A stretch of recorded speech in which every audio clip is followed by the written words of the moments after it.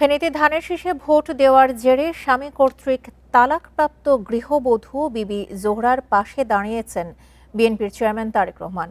তার নির্দেশে ভুক্তভোগী ওই নারীর খোঁজ নিতে এবং সহায়তার হাত বাড়িয়ে দিতে একটি প্রতিনিধি দল বিকেলে ফেনী সদর উপজেলার ধর্মপুর ইউনিয়নের বাঁশতলা এলাকায় জোহরার বাসভবনে যান।